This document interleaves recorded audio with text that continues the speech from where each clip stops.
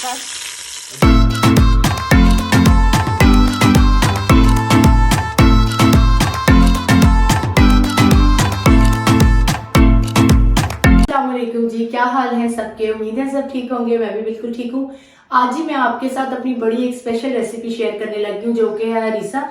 हरीसा सर्दियों की सौगात है और तकरीबन सर्दियों में लोग सभी इसको खाते हैं, एक बार तो लाजमी खाते हैं। तो मेरी क्योंकि फ्रेंड्स की दावत थी आज, और आज हमने हरीसा पार्टी करनी थी। जब हरीसा बन रहा हो तो फिर किसी और चीज़ की गुंजाइश ही नहीं रहती बनने की। तो मैंने सोचा चले मैं आपके साथ इसकी रेसिपी शेयर करती हूँ। बहुत इजी रेसिपी है, कुछ इसमें मुश्किल नहीं है। मैं आपको स्टेप बाय स्टेप गाइड करूंगी। आप इसका कोई भी सीन मिस मत कीजिएगा। इस तरह से आपके लिए हरीसा बनाना बहुत आसान हो जाएगा। तो चलें स्टार्ट करते हैं। सबसे फर्स्ट प्रोसीजर है कि गोश्त को हमने गलाना है, गोश्त की यखनी बनानी है। इसके लिए हमें चाहिए जी बोनलेस। मैंने 2 kg लिया था, तो आपको मैं 1 kg के हिसाब से रेसिपी बताती हूँ ताकि आप लोगों के लिए आसान हो जाए। सबसे पहले मैं यखनी चढ़ाने लगी हूँ। मैंने 4 से 5 गिलास पानी लिया है। इसके अंदर मैंने सौंफ डाल दी है 2 चम्मच, और 2 चम्मच भर के मैंने इसके अंदर डाले हैं साबुत धनिए के। साथ ही इसके अंदर आप पिसा हुआ गरम मसाला है तो पिसा डाल दें, साबुत है तो साबुत डाल दें। मैंने पिसा हुआ था मेरे पास अवेलेबल, मैंने वही डाल दिया। इसके साथ ही जी इसके अंदर 2 चम्मच आपने पिसा हुआ गरम मसाला डाल देना है। साथ ही इसके अंदर हम डालेंगे जी नमक, और फिर इसके बाद 2 छोटे साइज़ के प्याज मैंने इसमें डाल दिए थे, और इसके साथ मैंने इसमें लहसुन अदरक का पेस्ट डाल दिया था। आप चाहें तो साबुत लहसुन अदरक भी डाल सकते हैं।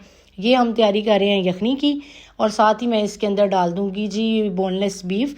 मेरे पास ये 2 kg है, लेकिन आप ये मैं रेसिपी जो वो है मैं 1 kg की शेयर कर रही हूँ। मैंने क्योंकि ज़्यादा बनाया था तो इसलिए ये मैं 2 kg डाल रही हूँ इसमें बीफ। इसको अगर आप नाइट में चढ़ाते हैं तो इसको 3 से 4 घंटे आप अच्छी तरह पकने दें। अगर आप कुकर यूज़ करना चाहते हैं तो आप कुकर यूज़ कर लें। कुकर में है कि यखनी जल्दी बन जाएगी।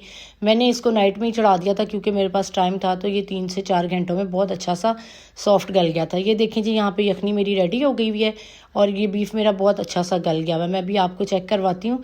ये देखेंगे इस तरह का होना चाहिए, बहुत ज़्यादा गला हुआ होना चाहिए, क्योंकि इसको फिर ना जितना अच्छा गला हुआ होगा फिर हमें इसको घोटने में आसानी होगी। अभी जी मैं इसका सेकंड स्टेप करने लगी हूँ।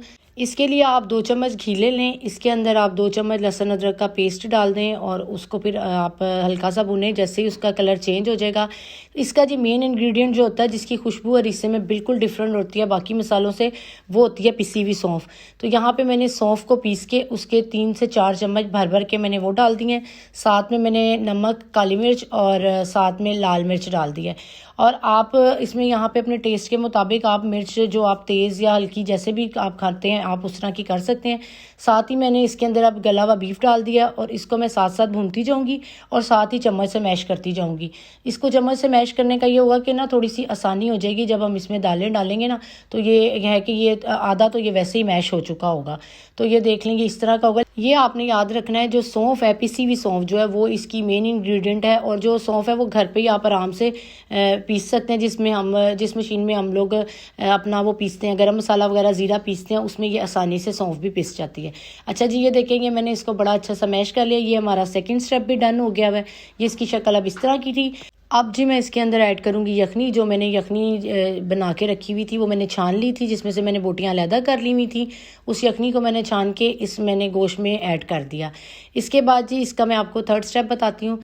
आपने लेना है जी यहाँ पे 1.5 पाव दलिया, जो गंदम का दलिया होता है। साथ 1 मुट्ठी मैंने ली थी ये जो साबुत मूंग की दाल होती है ग्रीन वाली, और साथ ही 1 मुट्ठी मैंने चावल लिए थे। इनको मैंने ओवरनाइट के लिए रख दिया था भिगो के। अभी जी मैं इसको खुले पानी में डाल के तो अच्छे से गला लूँगी। तो पानी आपने इसमें खुला डालना है और इसको ना छोड़ते नहीं है, इसको बार बार से चम्मच चलाते जाते हैं क्योंकि दलिया बहुत जल्दी लगने लग जाता है। अभी ये देखेंगे मैं इसको बार बार चम्मच चला के चेक कर रही थी कि दलिया लगे ना। जैसे ही आपको लगे कि ये सारी दालें आपस में गल गई हैं, ये इसकी शक्ल इस तरह की हो जाएगी। ये देखें। इसके बाद जी हम इसके अंदर साथ ही इसके ऐड कर देंगे जो हमारा गोश्त और यखनी का मिक्सचर हमने बना के साइड पे रखा हुआ था। फिर हम इनको इकट्ठे पका लेंगे। थोड़ा सा जैसे ही ये पक जाएगा, ये देखें मैं इसके अंदर ऐड कर रही हूँ। इस तरह से आप ऐड कर दें। पानी इसके अंदर खुला ही होता है क्योंकि इसने फिर जब आपस में गोश्त ने भी गलना है और इसने जब आपस में पकना है, इसको जब हम घोटते हैं अच्छी तरह से तो फिर वो पानी ऑटोमेटिकली जो है ना वो ड्राई हो जाता है इसका। तो ये देख लें, ये इस तरह का मिक्सचर की शक्ल कुछ इस तरह की जब हो जाएगी, फिर उसके बाद आप इसको थोड़ा सा ठंडा होने के लिए रख दें चूल्हा बंद करके। ये यहाँ पे मेरा दालें और गोश्त अच्छे से गल गया हुआ है। अब मैं इसको जग में डाल के तो इसको मैं अच्छे से कर लूँगी ब्लेंड आपस में। आप चाहें तो हैंड ब्लेंडर भी यूज़ कर लें, लेकिन मेरी ये क्वांटिटी ज़्यादा थी तो इसलिए मैंने फिर ना इसको जग में ही कर लिया ये वाले। ये आप देख लें, आप ब्लेंड होने के बाद कुछ इसकी शक्ल इस तरह होगी थी। इस पॉइंट पे जी आप इसमें इसी पॉइंट पे गरम मसाला पिसा हुआ और ऐड किया था, साथ में मैंने काली मिर्च भी और ऐड की थी। मैं साथ साथ टेस्ट करती जा रही थी और साथ ही मुझे इसमें नमक भी और डालना पड़ा था। ये देखें, ये ब्लेंड होने के बाद इसकी शक्ल इस तरह होगी, पानी भी गायब हो गया। इसके बाद जी इसका अगला स्टेप है कबाब बनाने का। कबाब इसमें बहुत सिंपल से डलते हैं, बिल्कुल इसमें सिर्फ नमक, मिर्च, गरम मसाला और थोड़ा सा मैंने इसमें एक चुटकी भी सोडा में बेकिंग सोडा जो होता है वो मैंने डाला था। उससे कबाब ज़रा अच्छे फूल के और नरम बनते हैं। इसको मैंने अच्छे से मिक्स करके फिर इसके मैंने छोटे छोटे से कबाब बना लिए थे और उनको फिर मैं ऐसा करूँगी कि उनको मैं फ्राई करके तो उनको मैं अलग से रख लूँगी। इस तरह से आपने बिल्कुल छोटे छोटे से कबाब बनाने हैं इसके। जब ये फ्राई होंगे तो फिर ये और ज़्यादा छोटे हो जाएंगे। ये सारी चीज़ें जी मैंने एक दिन पहले ही रेडी करके शाम में रख ली थी, क्योंकि नेक्स्ट डे दावत थी और फिर सेम डे पे इतना काम होता है ना इसका, ये स्टेप बाय स्टेप करना होता है तो फिर मिस हो जाता है। फिर मैंने अपनी फ्रेंड्स की दावत रखी हुई थी तो इसके लिए मैंने और इसके साथ कुछ भी नहीं बनाया, क्योंकि हरीसे के साथ कोई और चीज़ खाएं तो फिर मज़ा हरीसे का ख़राब हो जाता है। तो मैंने ये सारी चीज़ें डन करके रख ली थी, क्योंकि हरीसा जो है उसको तड़का जो है वो बिल्कुल फ्रेश लगता है और ये ऐसा नहीं होता कि जितना हमने बनाया उस सारे को हम तड़का लगा लें। ये बिल्कुल जितना चाहे हमने एक प्लेट भी खानी है या हमने एक डोंगा बनाना है तो उसको मैं बिल्कुल अलग से तड़का लगाती हूँ। ये अभी जी मैं घर के लिए जो थोड़ा सा निकाला था उसके लिए मैं बच्चों को तड़का लगा के देने लगी थी।